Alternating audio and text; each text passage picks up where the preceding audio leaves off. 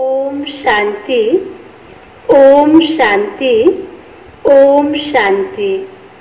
आज बाबा को 9/8/2020 को अव्यक्त महावाक्य मुरली को मुख्य सारमा छ।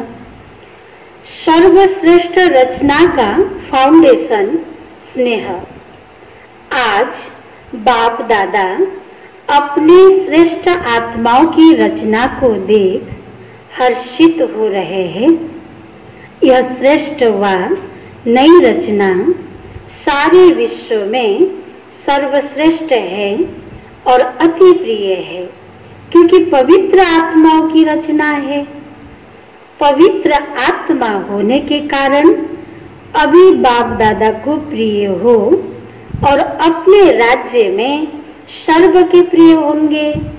द्वापर में भक्तों के प्रिय देवात्माएं बनेंगे।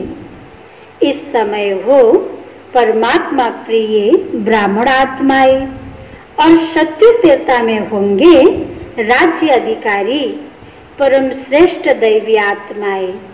और द्वापर से अब तक कलयुग तक बनते हो पूज्य आत्माएं, है ना। हामीले आफ्नो जन्म मरणको खेललाई हेर्दा हामी श्रेष्ठ रचना विश्वको सर्वश्रेष्ठ स्थानमा छौं। सतयुगदेखि कलयुगसम्म पनि हामी पूजनीय आत्मा छौं। तीनों में से श्रेष्ठ हो। इस समय परमात्मा प्रिय ब्राह्मण सो फरिश्ता आत्माएं। इस समय की श्रेष्ठता के आधार पर सारा कल्प श्रेष्ठ रहते हो।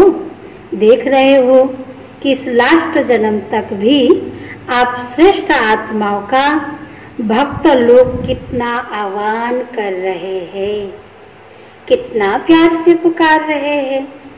जड़ चित्र जानते भी आप श्रेष्ठ आत्माओं की भावनाओं से पूजा करते, भोग लगाते, आरती करते हैं।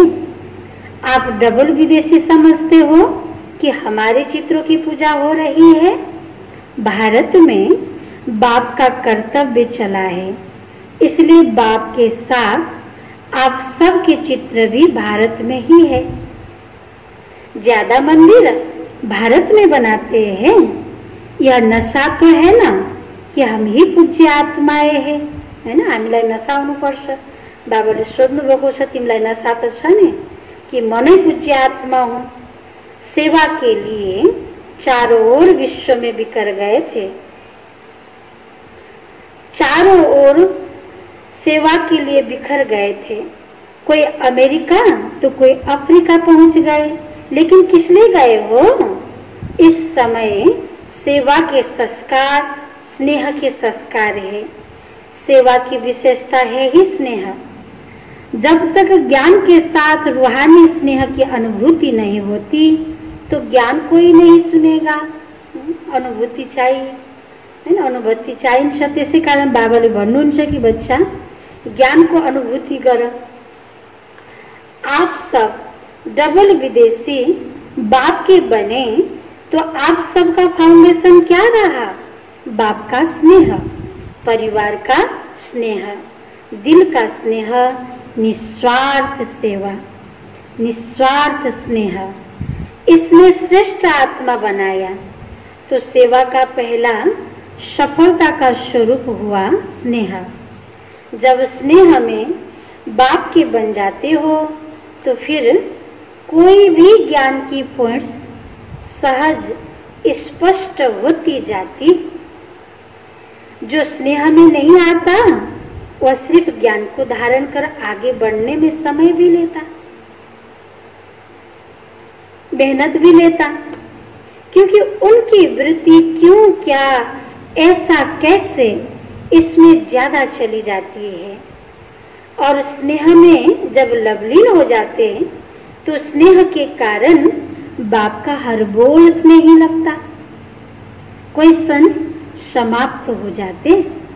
बाप का स्नेह आकर्षित करने के कारण कोई संस करेंगे तो भी समझने के रूप से, है ना। बाबा को साथमा हामीले क्वेशन नै गरे पनि स्नेह छ भने बुझ्नको लागि गरिन्छ। स्नेह छैन भने के रहेछ भनेर विचार गर्नको लागि सोचिन्छ, बोलिन्छ। त्यसै कारण बाबाले भन्नुहुन्छ कि स्नेहले तिमी भरपूर बना, अनुभवी हो ना। जो प्यार में खो जाते हैं तो जिससे प्यार है उसको वह जो बोलेगा उनको वह प्यार ही दिखाई देगा। तो सेवा का मूल आधार है स्नेह। जो प्यार में खो जाते हैं तो जिससे प्यार है उसको वह जो बोलेगा उनको वह प्यार ही दिखाई देगा। तो सेवा का मूल आधार है स्नेह। बाप भी सदैव बच्चों को स्नेह से याद करते हैं, स्नेह से बुलाते हैं, स्नेह से ही सर्व समस्याओं से पार कराते हैं। तो ईश्वरीय जन्म का, ब्राह्मण जन्म का फाउंडेशन है ही स्नेह। स्नेह के फाउंडेशन वाले को कभी भी कोई बात मुश्किल नहीं लगेगी। स्नेह के कारण उमंग उत्साह होगा। जो भी श्रीमत बाप की है हमें करना ही है। देखेंगे करेंगे यह स्नेही की लक्षण नहीं। हेरौँला गरौँला त्यो होइन। बाबाले भन्नुभयो अब हामी तुरंत गरौँ, हैन। बाप ने मेरे प्रति कहा है और मुझे ही करना है। यह है स्नेही आशिक आत्माओं की स्थिति। स्नेही हलचल वाले नहीं होंगे, सदा बाप और मैं, तीसरा बीच में कोई नहीं। जैसे बाप बड़े ते बड़ा है, स्नेही आत्माएं भी सदा बड़ी दिल वाली होती है।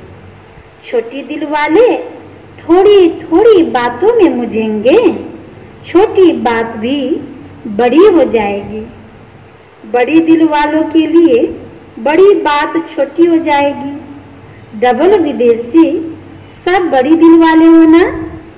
बाप दादा सभी डबल विदेशी बच्चों को देख देख खुश होते हैं। कितना दूर दूर से परवाने समा के ऊपर फिदा होने पहुंच जाते हैं। पक्के परवाने हैं। आज अमेरिका वालों का ट्रन है। अमेरिका वालों को बाप कहते हैं आ मेरे। अमेरिका वाले भी कहते हैं आ मेरे। यह विशेषता है ना। वृक्ष के चित्र में आदि से विशेष शक्ति के रूप में अमेरिका दिखाया हुआ है। जब से स्थापना हुई है तो अमेरिका को बाप ने याद किया है। विशेष पाठ है ना। जैसे एक विनाश की श्रेष्ठ शक्ति है, दूसरी है विशेषता। क्या है दूसरी? जैसे एक विनाश की शक्ति श्रेष्ठ है, दूसरी क्या विशेषता है? विशेषताएं तो स्नेह, विशेषताएं तो स्थान की है ही, लेकिन अमेरिका की विशेषता यह भी है, एक तरफ विनाश की तैयारियां भी ज्यादा है, दूसरी तरफ फिर विनाश को समाप्त करने की यूएन भी वहाँ है। एक तरफ विनाश की शक्ति, दूसरी तरफ है सभी को मिलाने की शक्ति। तो डबल शक्ति हो गई ना। वहाँ सभी को मिलाने के लिए प्रयत्न करते हैं, तो वहाँ से ही फिर यह रूहानी मिलन का भी आवाज बुलंद होगा। वह लोग तो अपनी रीति से सभी को मिलाकर शांति का प्रयत्न करते हैं, लेकिन यथार्थ रीति से मिलाना तो आप लोगों का ही कर्तव्य है ना। वह मिलाने की कोशिश करते भी है, लेकिन कर नहीं पाते हैं। वास्तव में सभी धर्म की आत्माओं को एक परिवार में लाना, यह है आप ब्राह्मणों का वास्तविक कार्य। यह विशेष करना है। जैसे विनाश की शक्ति वहाँ श्रेष्ठ है, ऐसे ही स्थापना की शक्ति का आवाज बुलंद हो। विनाश और स्थापना साथ साथ दोनों झंडे लहरावे। एक झंडा साइंस का और एक साइलेंस का। साइंस की शक्ति का प्रभाव और साइलेंस की शक्ति का प्रभाव दोनों जब प्रत्यक्ष हो तब कहेंगे प्रत्यक्षता का झंडा लहराना। जैसे कोई वीआईपी किसी देश में जाते हैं तो उनका स्वागत करने के लिए झंडा लगा देते हैं ना, अपने देश का भी लगाते हैं और जो आता है उनके देश का भी लगाते हैं। तो परमात्मा अवतरण का भी झंडा लहरावे, परमात्मा कार्य का भी स्वागत करे, बाप का झंडा कोने कोने में लहरावे। तब कहेंगे विशेष शक्तियों को प्रत्यक्ष किया। बाबाले के भन्नुभयो, हामी बच्चाहरूले बाबाको झन्डालाई कुना कुनामा लहराउने हैन, हरेक कुनै पनि देश पनि नछुटोस् भन्नुहुन्छ बाबाले। यह गोल्डन जुबली का वर्ष है ना, तो गोल्डन सितारा सभी को दिखाई दे। कोई विशेष सितारा आकाश में दिखाई देता है तो सभी का अटेंशन उस तरफ जाता है ना। यह गोल्डन चमकता हुआ सितारा सभी के आंखों में बुद्धि में दिखाई दे। यह है गोल्डन जुबली मनाना। यह सितारा पहले कहाँ चमकेगा? अभी विदेश में अच्छी वृद्धि हो रही है और होनी ही है। बाप के बिछड़े हुए बच्चे कोने कोने में जो छिपे हुए हैं वह समय प्रमाण संपर्क में आ रहे हैं। सभी एक दो से सेवा में उमंग उत्साह से आगे बढ़ रहे हैं। हिम्मत से मदद भी बाप की मिल जाती है। नाउम्मीद में भी उम्मीदों के दीपक जग जाते हैं। दुनिया वाले सोचते हैं यह होना तो असंभव है, बहुत मुश्किल है, और लगन निर्विघ्न बनाकर उड़ते पंछी के समान उड़ाते पहुंचा देती है। जहाँ लगन मगन हुन्छ त्यहाँ विघ्नले केही पनि रोक्न सक्दैन हैन। आफ्नो मन्जिलमा उड़ता पंछी जस्तै पुर्याइदिन्छ। डबल उड़ान से पहुंचे हो ना, एक प्लेन दूसरा बुद्धि का विमान। हिम्मत उमंग के पंख जब लग जाते हैं तो जहाँ भी उड़ना चाहे उड़ सकते हैं। बच्चों की हिम्मत पर बाप दादा सदा बच्चों की महिमा करते हैं। हिम्मत रखने से एक से दूसरा दीपक जगते माला तो बन गई है ना। मोहब्बत से जो मेहनत करते हैं उसका फल बहुत अच्छा निकलता है। प्यारले गरेको सेवाको फल पनि बहुत राम्रो निक्लिन्छ। यह सभी के सहयोग की विशेषता है। कोई भी बात हो लेकिन पहले दृढ़ता स्नेह का संगठन चाहिए, उससे सफलता प्रत्यक्ष रूप में दिखाई देती है। दृढ़ता कल राठी जमीन में भी फल पैदा कर सकती है। आजकल साइंस वाले रेत में भी फल पैदा करने का प्रयत्न कर रहे हैं, तो साइलेंस की शक्ति क्या नहीं कर सकती। मरुभूमिमा पनि हरियाली गर्न सक्छन् भने बाबाले भन्नुहुन्छ साइलेंसको शक्तिले के गर्न सक्दैन।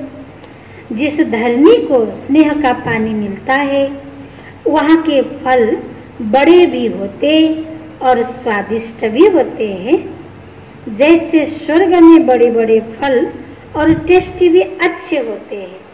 विदेश में बड़े फल होते हैं लेकिन टेस्टी नहीं होते।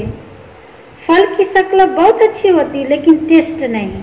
भारत के फल छोटे होते हैं लेकिन टेस्ट अच्छी होती है।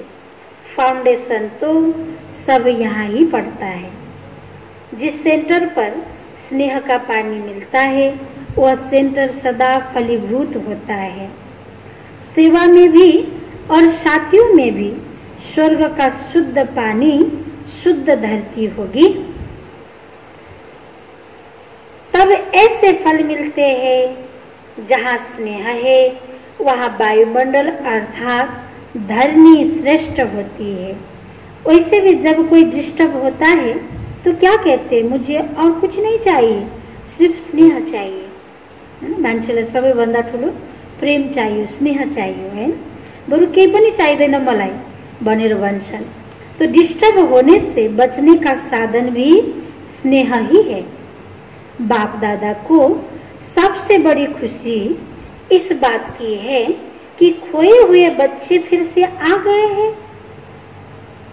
अगर आप वहां नहीं पहुंचते तो सेवा कैसे होती, इसलिए बिछोड्न भी कल्याणकारी हो गया, है ना। देश विदेशमा हामी बाबाको बच्चाहरू फैलेका छौँ, यो पनि कल्याणकारी भयो।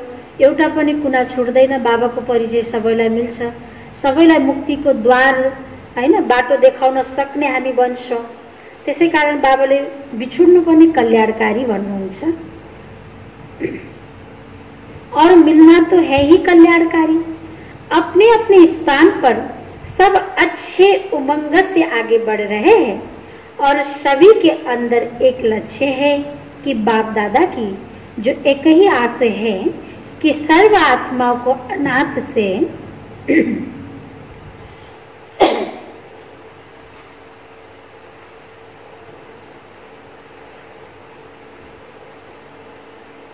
अगर आप वहां नहीं पहुंचते तो सेवा कैसे होती, इसलिए बिछोड़ना भी कल्याणकारी हो गया और मिलना तो है ही कल्याणकारी।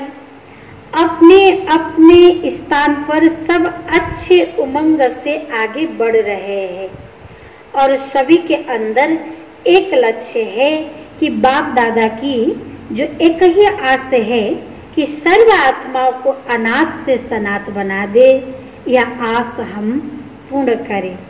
सभी ने मिलकर जो शांति के लिए विशेष प्रोग्राम बनाया है वह भी अच्छा है।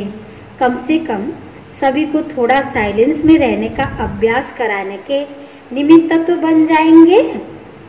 अगर कोई सही रीति से 1 मिनट भी साइलेंस का अनुभव करे तो वह 1 मिनट भी साइलेंस का अनुभव बार बार उनको स्वतः ही खींचता रहेगा, क्योंकि सभी को शांति चाहिए। लेकिन विधि नहीं आती है, संग नहीं मिलता है। जबकि शांति प्रिय सब आत्माएं हैं, तो ऐसी आत्माओं को शांति की अनुभूति होने से स्वतः ही आकर्षण होते रहेंगे। हर स्थान पर अपने अपने विशेष कार्य करने वाले अच्छी निमित्त बनी हुई श्रेष्ठ आत्माएं हैं। तो कमाल करना कोई बड़ी बात नहीं है। आवाज फैलाने का साधन है ही आजकल की विशेष आत्माएं। जितना कोई विशेष आत्माएं संपर्क में आती है तो उनके संपर्क में अनेक आत्माओं का कल्याण होता है।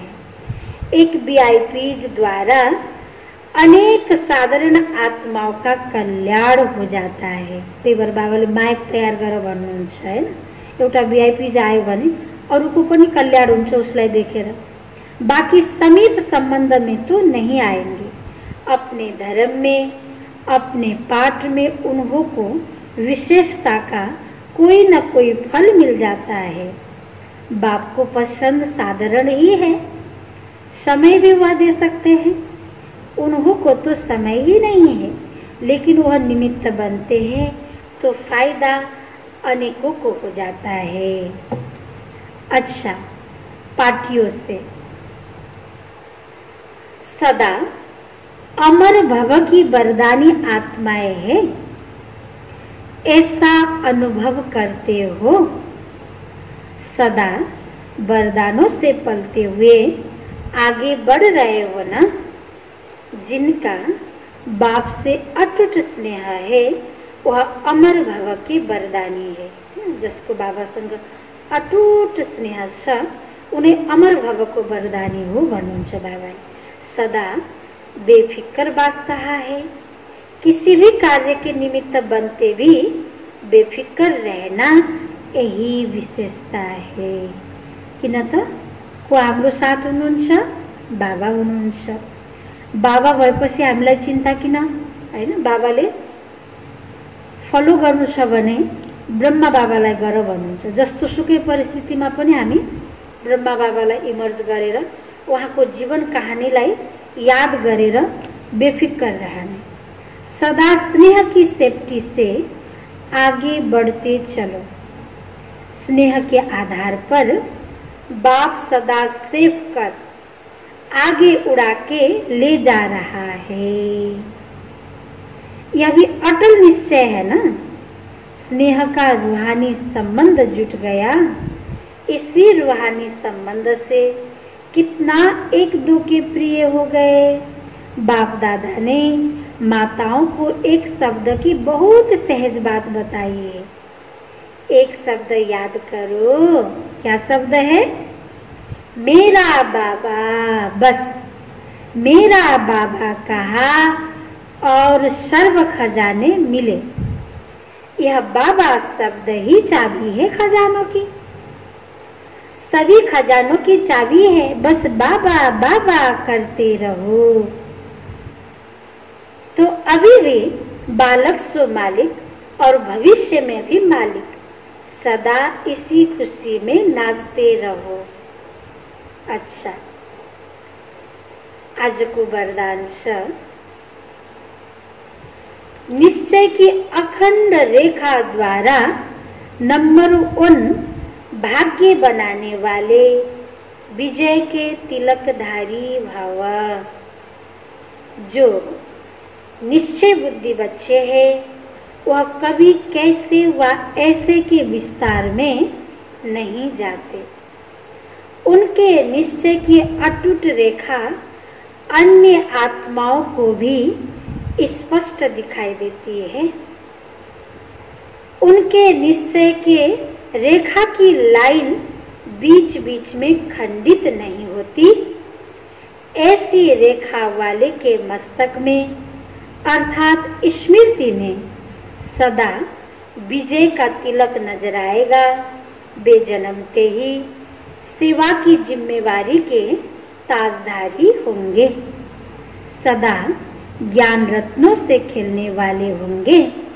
सदा याद और खुशी के झूले में झूलते हुए जीवन बिताने वाले होंगे। यही है नंबर 1 भाग्य की रेखा। बाबाले आज हामीलाई कस्तो गहिरो वरदान, निश्चय को अखंड रेखा द्वारा नंबर 1 भाग्य बनाउने वाला विजय को तिलकधारी बना। जो निश्चय बुद्धि बच्चा छ उसलाई कसरी यसरी यस्तो विस्तारमा जाँदैन। उसको निश्चय अटूट रेखा हैन, अरु आत्मालाई पनि स्पष्ट दिखाइदिन्छ। उसले कहिले पनि बीच बीचमा खण्डित गर्दैन आफूलाई। उसको निश्चय को रेखा मस्तक र स्मृतिमा विजय को तिलक नजर आउँछ। उसले जन्मिने बित्तिकै अर्थात् बाबाको बन्ने बित्तिकै सेवाको जिम्मेवारीको ताज लिन्छ। सधैँ ज्ञान रतनबाट खेल्छ। सधैँ याद र खुसीको झुलामा झुल्छ। खुसी खुसीले जीवन बिताउँछ। यही हो नंबर 1 भाग्यको रेखा। स्लोगन, बुद्धि रूपी कंप्यूटर में फुल स्टॉप की मात्रा आना माना प्रसन्नचित रहना। हरेक घटनालाई हामीले बितिसो बिन्दी लगाउँ। बाबाले हामीलाई 3 बिन्दी सिकाउनु भएको छ, आत्मा बिन्दी, बाबा बिन्दी, ड्रामा बिन्दी। त्यसै कारण बाबाले भन्नुभयो बुद्धि रूपी कम्प्युटरमा फुल स्टपको मात्रा आउनु माना प्रसन्नचित हुनु। बितेका कुरालाई याद गरेर दुखी हुनु जरुरी छैन। अच्छा, ओम शान्ति।